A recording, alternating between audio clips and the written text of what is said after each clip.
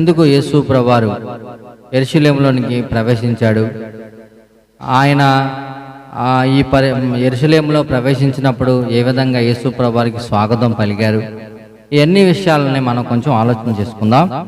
ఈ జకరియా గ్రంథము 9వ అధ్యాయం 9వ వచనంలో, సియోను నివాసులారా బహుగా సంతోషించుడి, యెరూషలేము నివాసులారా ఉల్లాసముగా ఉండుడి. నీ రాజు నీతిపరుడును రక్షణ గలవాడును దీనుడై గాడిద పిల్లను ఎక్కి నీ యొద్దకు వచ్చుచున్నాడు. అంటే యేసుక్రీస్తు ప్రభువారు యెరూషలేములోనికి ఒక రాజుగా ప్రవేశిస్తున్నాడు అనే విషయాన్ని మనం గుర్తు చేసుకోవాలి. అంటే యేసుక్రీస్తు ప్రభువారు ఈ లోకంలో జన్మించినప్పుడు, ఆయన జన్మించి జీవించినప్పుడు 33.5 సంవత్సరాల్లో 3.5 సంవత్సరాలు పరిచయం చేస్తున్నప్పుడు అనేక మందికి తెలిసారు, కనపడ్డారు, అనేక మందికి బోధన చేశారు, అనేక మందికి దేవుని ఆశ్చర్యకార్యాలను చెప్పారు, అనేక మంది స్వస్థపరచబడ్డారు. అన్ని జనాంగం వారందరూ చూస్తున్నారు అవన్నీ. కొంతమంది ఏమనుకుంటున్నారు అంటే మెస్సయ్య వస్తాడు అని, కొంతమంది ఈయన ఒక ప్రవక్త అని. అందుకే యేసు ప్రభువారు యెరూషలేములోనికి ఆయన చనిపోయే ఒక శుక్రవారం చనిపోయే ముందు యెరూషలేములోనికి ఆదివారం నాడు ప్రవేశించిన దినాన్న ఎలా ప్రవేశించాడు అని అంటే ఒక రాజుగా ప్రవేశించాడు. ఎందుకనంటే అప్పుడు రాజులు గుర్రాలు వేసుకెళ్ళేవాళ్ళు. గుర్రాలు వేసుకుని ఎక్కడికి వెళ్ళేవాళ్ళు? యుద్ధానికి వెళ్ళేవాళ్ళు. గుర్రం వేసుకుంటూ వెళ్ళటం వల్ల మేము యుద్ధం చేయడానికి మీ ప్రాంతానికి వస్తున్నాం అనే సూచనగా ఉండేది. అందుకే యేసు ప్రభువారు గాడిదను ఎన్నుకుని యూదా మత ఆచారం ప్రకారం ఆ గాడిదను ఎన్నుకుని ఆ గాడిద మీద వెళ్తున్నప్పుడు జనసమూహం అంతా మట్టలో పరిచారు అని ఉంటుంది. ఎందుకు దేవుడు వస్తున్నప్పుడు బట్టలు పరిచారు అని అంటే, ఆయన ఒక రాజుగా ఆ ప్రాంతంలోనికి ప్రవేశిస్తున్నప్పుడు ఆయన రాజుగా గుర్తించారు. అందుకే యేసు ప్రభువారు రాజుగా ఆ యెరూషలేం ప్రాంతంలోనికి ప్రవేశించినట్లుగా మనం గుర్తిస్తాం. నిజంగా నా జీవితంలోనికి కూడా దేవుడు ఒక రాజుగా ప్రవేశించాలి, ఒక రాజుగా మనం ఆయన గుర్తించాలి అని దేవుడు ఇష్టపడుతున్నాడు. ఇంకో మాట ఏమన్నా అంటాడు చూడండి, నీతిపరుడు. ఎవరు మన ప్రవేశించిన రాజు? నీతిపరుడు. జాగ్రత్తగా ఉన్నారు, నీతిపరుడు అంటే యేసు ప్రభువారు నీతిపరుడుగా. అంటే అక్కడ యేసు ప్రభువారు చెప్పే బోధలు విన్న ప్రజలు ఉన్నారు అక్కడ. యేసు ప్రభువారు చెప్పిన వాక్యం విన్న ప్రజలు ఉన్నారు అక్కడ. యేసు ప్రభువారు జీవించిన దినాల్లో నీతిపరుడుగా జీవించాడు. అందుకే దేవుడు ఒక రాజుగా, ఒక నీతిపరుడుగా, దాని తర్వాత రక్షణ గలవాడు, నిజంగా రక్షించేవాడుగా ఆయన ప్రవేశిస్తున్నాడు. ఆ తర్వాత దీనుడై తగ్గించుకుని యేసు ప్రభువారు ఆ యెరూషలేములోనికి ప్రవేశిస్తున్నాడు అనే విషయాన్ని మనం గుర్తు చేసుకుని, నిజంగా దేవుడు ఈ అద్భుతమైన లక్షణాలు, నీతిగా పరుడుగా, రక్షణ కలిగిన వాడుగా, దీనుడుగా, ఒక రాజుగా యెరూషలేం ప్రాంతంలోనికి ప్రవేశించాడు. నిజంగా దేవుడు ఈ లక్షణాలు కలిగి ఆ ప్రాంతంలో ప్రవేశిస్తున్నప్పుడు వారి హృదయాలు ఎలా ఉన్నాయి, వారు ఎలా సంతోషించారు, వారు ఎలా ఆనందగానం చేశారు అని లోకసువార్త చూడండి. లోకసువార్త 19వ అధ్యాయం 28వ వచనం. లోకసువార్త 19వ అధ్యాయం 28వ వచనం.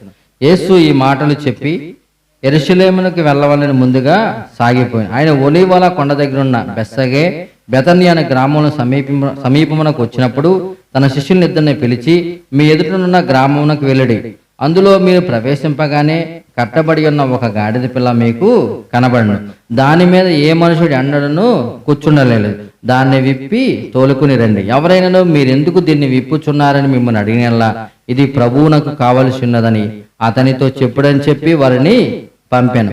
పంపబడిన వారు వెళ్ళి ఆయన తమతో చెప్పినట్టే కనుగొని ఆ గాడిద పిల్లను విప్పుచుండగా దాని యజమానులు, మీరు గాడిద పిల్లను ఎందుకు విప్పుచున్నారని వారిని అడిగిరి. అందుకు వారు, ఇది ప్రభువునకు కావలసి ఉన్నదన్నది.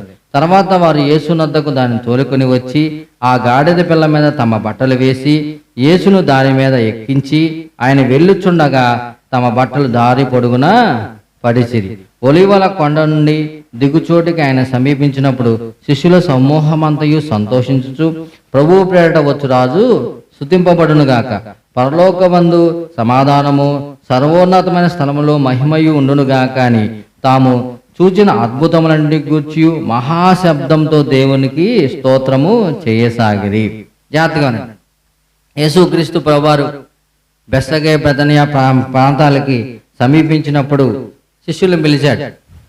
అబ్బాయి ఆ ప్రాంతానికి వెళ్ళండి, అక్కడ ఒక గాడిద పిల్ల కట్టబడి ఉంటుంది, దాన్ని నా తోలుకుని తీసుకురండి అని చెప్పాడు.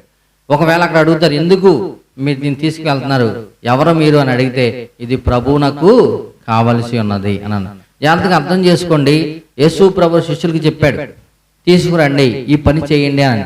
వెంటనే వారు విధేయత చూపారు, తీసుకొస్తానికి వెళ్ళారు. అంతేగాని మేము తీసుకురామయ్యా, ఎందుకు తీసుకురావాలి, ఇప్పుడు గాడితో పని ఏంటి అని అడగల.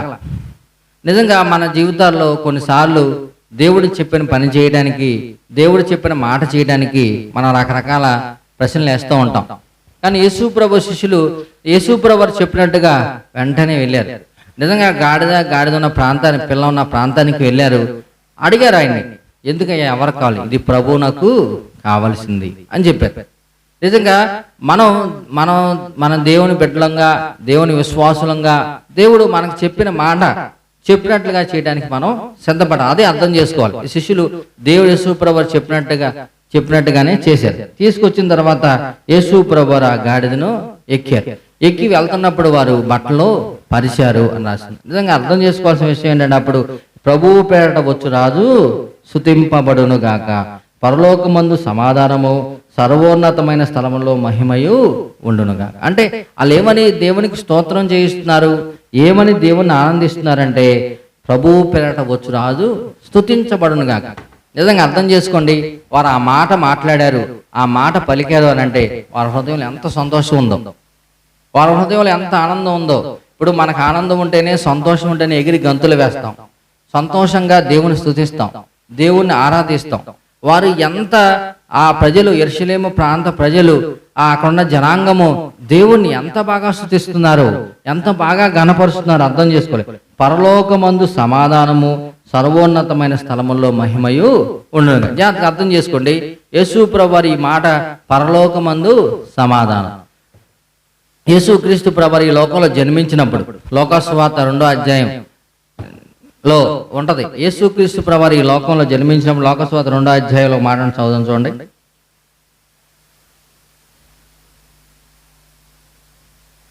2వ అధ్యాయం 14 వచ్చి చదవండి.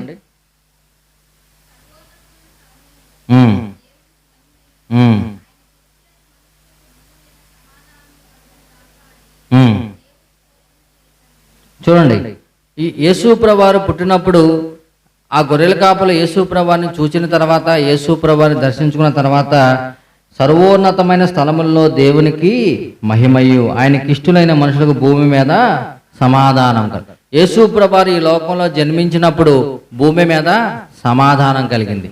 యేసు ప్రభువారు ఈ లోకంలోని విడిచిపెట్టి సిలువ వేయబడి ఆయన తండ్రి దగ్గరికి సజీవుడై తిరిగి లేచి వెళ్తున్నప్పుడు పరలోకమందు సమాధానం కలిగింది. జాగ్రత్తగా అర్థం చేసుకోండి.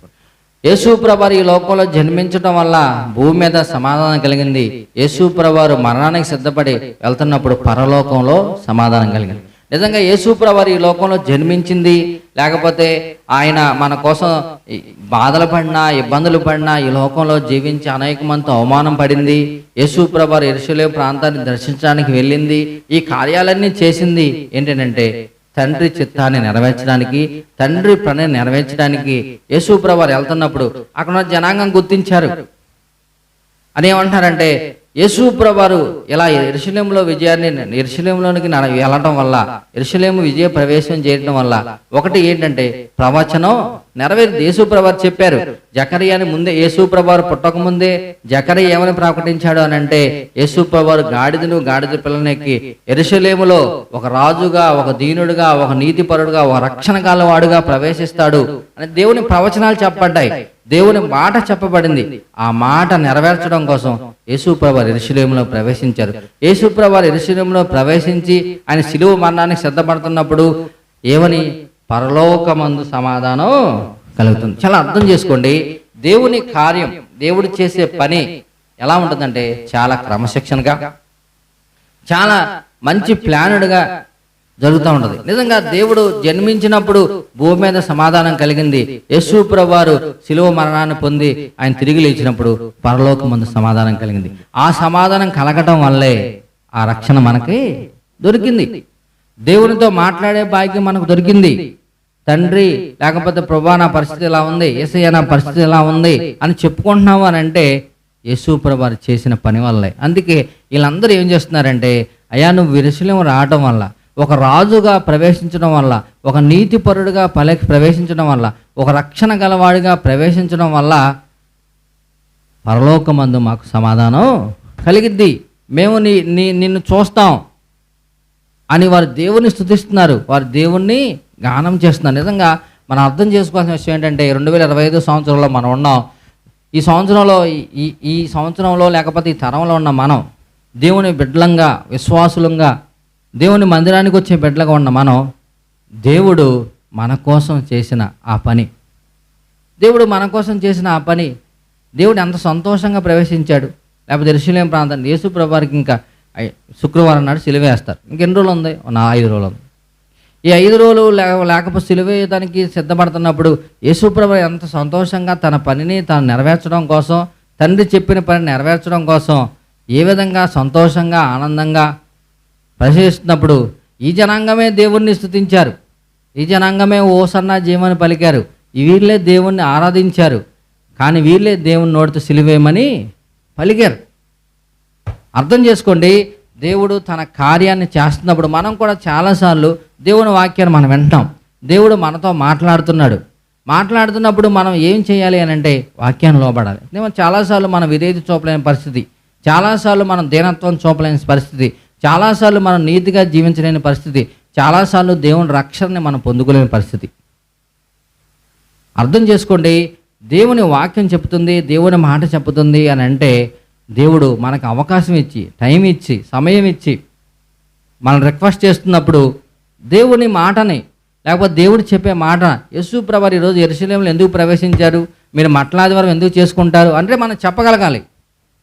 మేము మట్లాదివారం ఎందుకు చేసుకుంటాం అని అంటే యేసు ప్రభువు శిలువ మరణానికి పొందే ముందు యేసు ప్రభువు యెరూషలేము ప్రాంతానికి వెళ్ళినప్పుడు దారి పొడుగున బట్టలు పరిచారు, దేవుని స్తుతించారు, దేవుని గానం చేశారు. ఎందుకు? యేసు ప్రభువు ఈ లోకంలోకి వచ్చాడు. పరలోకంలో యేసు ప్రభువు జన్మించినప్పుడు భూమి మీద ఎలా సమాధానం కలిగిందో, యేసు ప్రభువు మరణించి తిరిగి లేచడం వల్ల పరలోకమందు సమాధానం కలిగింది.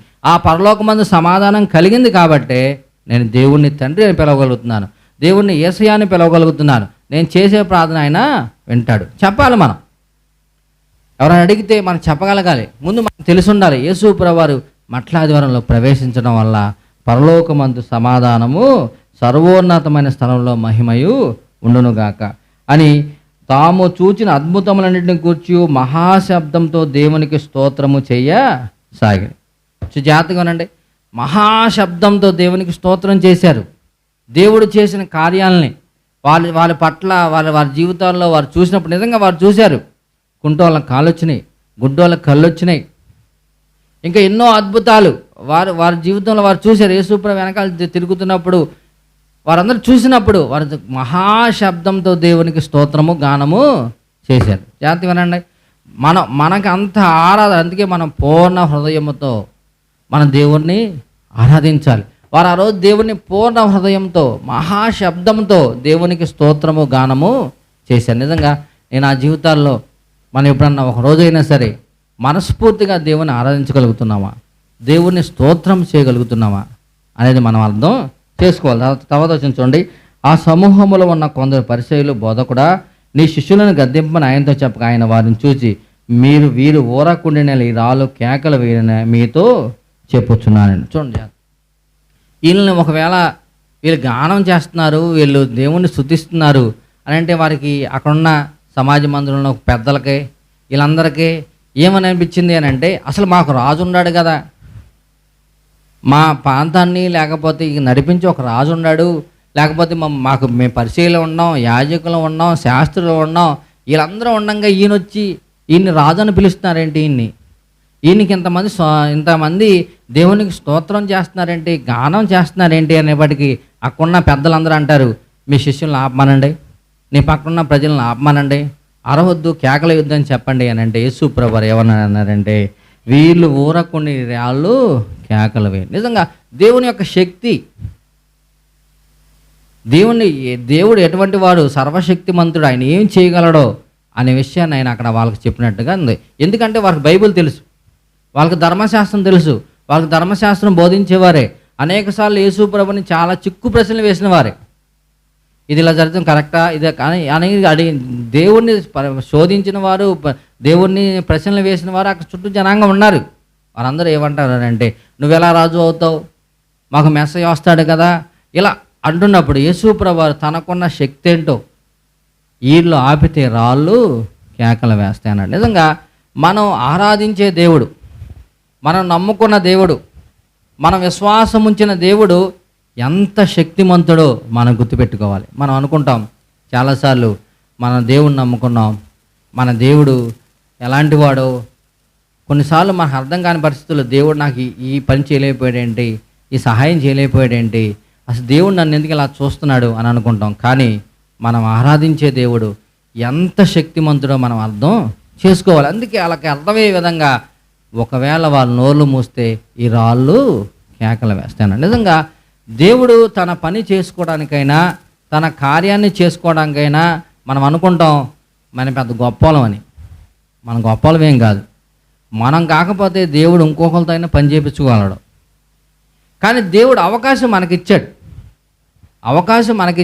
ఆపర్చునిటీ మనకిచ్చాడు. దాన్ని మనం వినియోగించుకోవాలి. యేసు ప్రభువును రక్షించుకోవాలి, లేకపోతే ఒక జనాంగాన్ని తీసుకురావాలి, లేకపోతే అనేక మంది రక్షించబడాలి అని అనుకుంటే దేవుడు చేయగలడు. కానీ దేవుడు, మనం కృపాకాలంలో ఉన్నాం, దేవుడు మనకు అవకాశాలు ఇస్తున్నాడు. ప్రార్థన చేయండి అమ్మా, దేవుడిని వేడుకోనండి, రక్షణ పొందండి అని దేవుడు మనకు అవకాశాలు ఇస్తున్నాడు.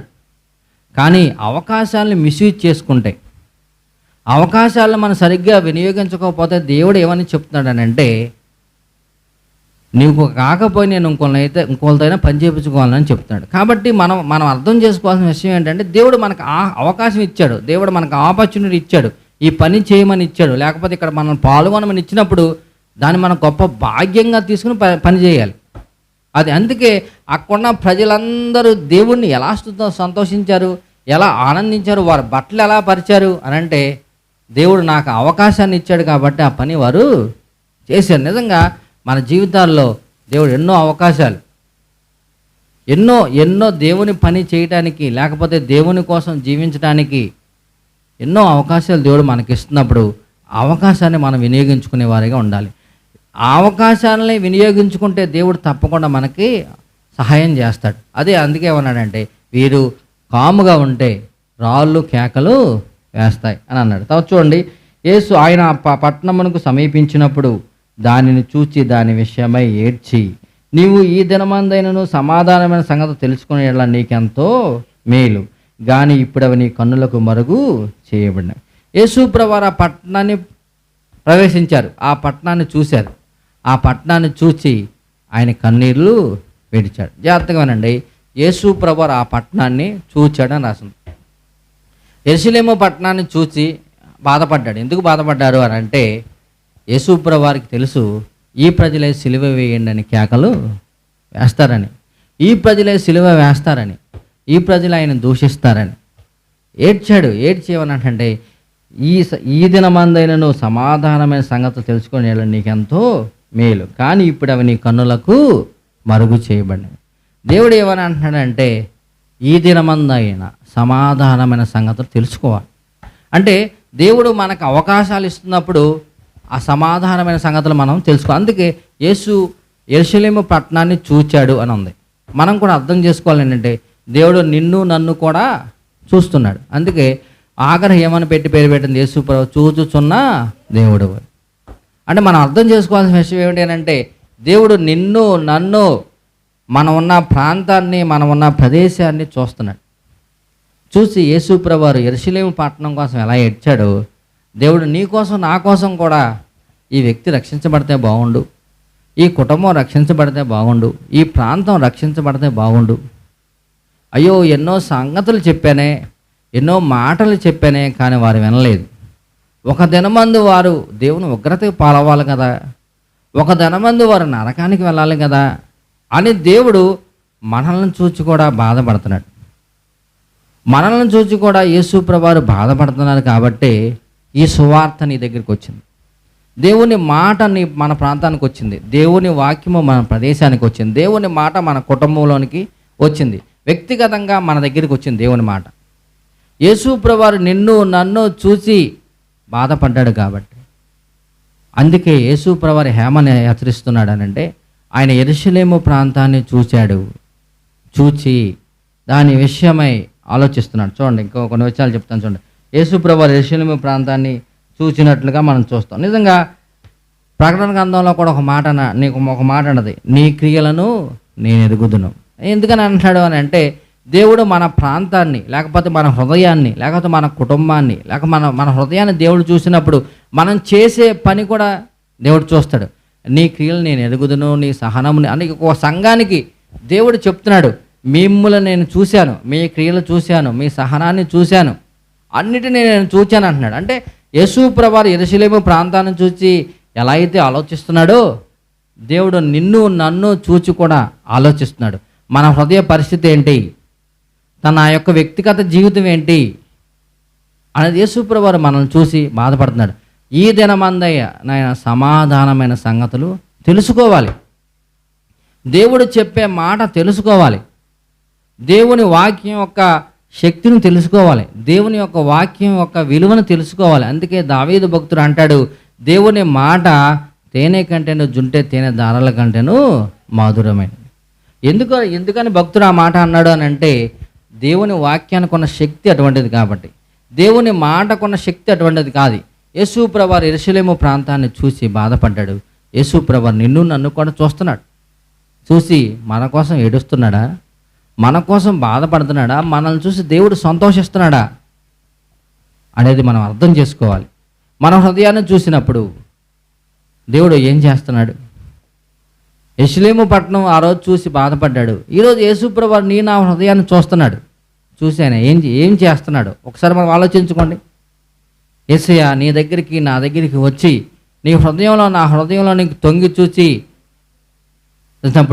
యేసు ప్రభువారిని ఒక రాజుగా, యేసు ప్రభువారిని ఒక దీనుడిగా, యేసు ప్రభువారిని ఒక నీతిమంతుడిగా, యేసు ప్రభువారిని ఒక రక్షకుడిగా మనం గుర్తించగలిగామా లేదా? జాతకం అర్థం చేసుకోండి. యెరూషలేము పట్టణంలోనికి వెళ్ళినప్పుడు యేసు ప్రభువారు ఒక రాజుగా, ఒక దీనుడిగా, ఒక నీతిపరుడుగా, ఒక రక్షణ గలవాడుగా ప్రవేశించినప్పుడు మనం కూడా యేసు ప్రభువారు మన హృదయాన్ని చూస్తున్నప్పుడు మనం అలా అనుకుంటున్నామా? ఒక రాజుగా గుర్తించగలిగామా? ఆయన్ని ఒక దీనుడిగా, ఒక నీతిమంతుడిగా గుర్తించగలిగామా? ఒక రక్షణ ఇచ్చేవాడిగా మనం గుర్తించగలిగామా? యేసు ప్రభువారు నీ హృదయాన్ని నా హృదయాన్ని చూస్తే ఆయన ఏడుస్తున్నాడా, సంతోషంగా ఉంటున్నాడా అనే విషయాన్ని ఖచ్చితంగా మనం ఆలోచించుకోవాలి.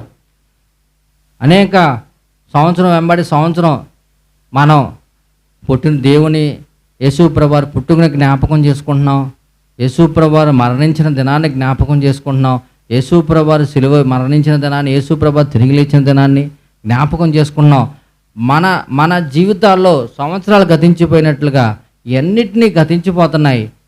ఇప్పటికైనా మన హృదయాలను చూసి దేవుడు సంతోషిస్తున్నాడా, ఏడుస్తున్నాడా అనే విషయాన్ని మొదటిగా మనం అర్థం చేసుకోవాలి. రెండవది చూడండి, ఆ పట్టణం సమీపించినప్పుడు దాన్ని చూసి దాని విషయమై ఏడ్చి నీవు ఈ దినమందైనను సమాధానమైన సంగతి తెలుసుకుని నీకు ఎంతో మేలు అని చెప్తున్నాడు. రెండో మాట చూద్దాం చూడండి. ఆయన దాన్ని చూసి బాధపడ్డాడు. దాన్ని చూసి బాధపడి ఏడ్చాడు. నిజంగా దేవుడు మనల్ని కూడా చూసి బాధపడుతున్నాడు. ఇంకో పక్కన జాలి పడుతున్నాడు, మన పట్ల కూడా జాలిపడి అవకాశాలు ఇస్తున్నాడు. జాలిపడి ఈ సమయం ఏందైనాను, లేకపోతే ఈ తరుణంలో ఇంకో తరుణంలో దేవుని కోసం నమ్మకంగా జీవిస్తాం, నీతిగా జీవిస్తాం, రక్షణ పొందుకుంటాం అని దేవుడు మనల్ని చూసి జాలి పడుతున్నాడు, బాధపడుతున్నాడు. అయినప్పటికీ మన హృదయాలు దేవునికి ఇవ్వకపోతే మన పరిస్థితి ఎలా ఉంటుందో అనేది మనల్ని మనం అర్థం చేసుకోవాలి. అందుకే చూడండి, తర్వాత ఆయన ఏమన్నాడంటే కింద వచ్చిన చూడండి. ప్రభు నిన్ను దర్శించిన కాలంలో నువ్వు ఎరుగుకుంటేవి కనుక నీ శత్రువులు నీ చుట్టూ గట్టు కట్టి ముట్టడి వేసి అన్ని పక్కలు నిన్ను అరికట్టి నీలోనున్న నీ పిల్లలతో కూడా నిన్ను నేల కలిపి నీలో రాతి మీద రాయి నిలిచుండని దినములు వచ్చునని చెప్పాను. ఆయన దేవాలయంలో ప్రవేశించి అందులో విక్రయము చేయువారితో నా మందిరము ప్రార్థనా మందిరం అని రాయబడినది. అయితే మీరు దాని దొంగల గృహగా చేసిరని చెప్పి వారిని వెళ్ళగొట్ట నారంభించను.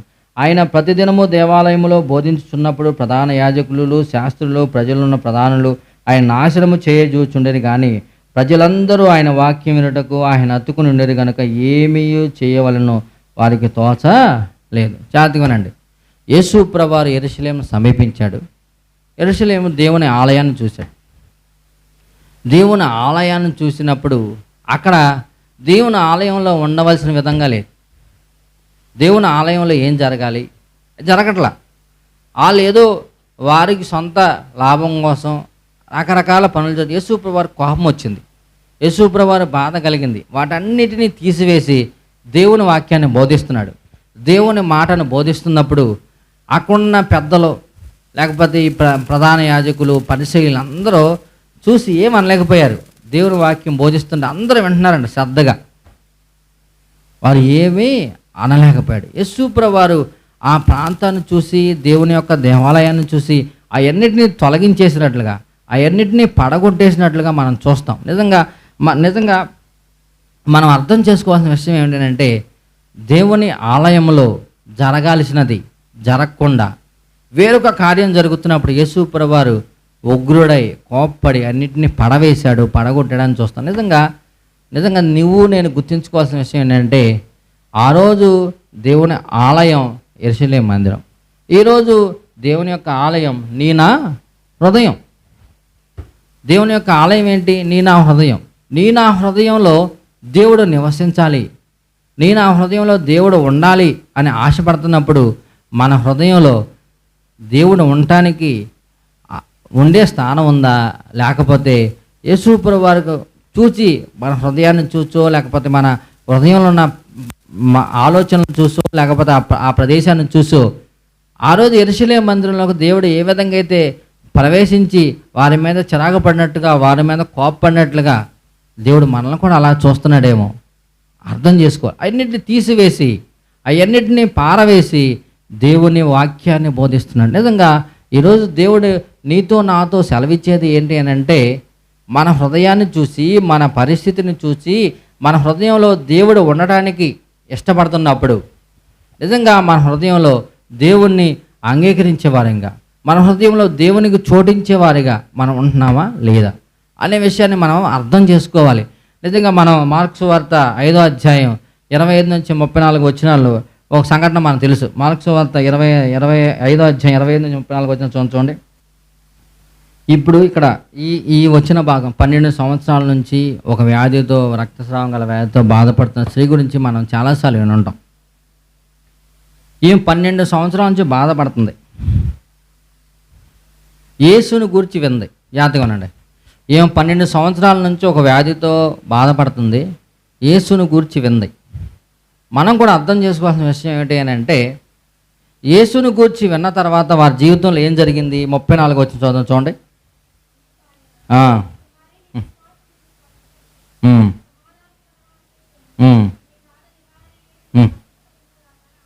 అందుకు ఆయన, కుమారి నీ విశ్వాసము నిన్ను స్వస్థపరచెను, సమాధానం గలదానవై పొమ్ము. జాగ్రత్తగానండి, 12 సంవత్సరాల నుంచి ఒక బాధపడుతుంది.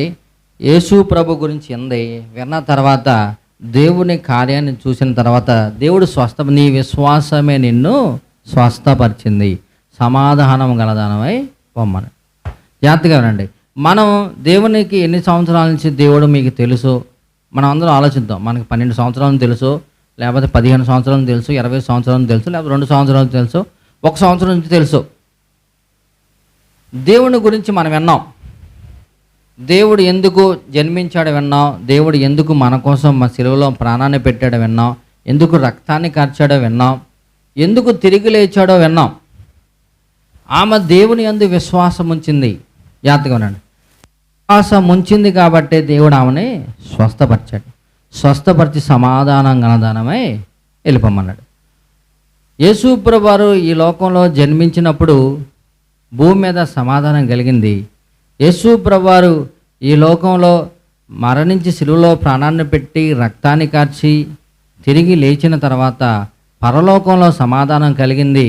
కాబట్టి మనం దేవుణ్ణి తండ్రి అని పిలిచే భాగ్యము, లేకపోతే తండ్రితో మనకి ఉన్నటువంటి అడ్డు తొలగిపోయింది కాబట్టి సమాధానం కలిగింది మనకు కూడా.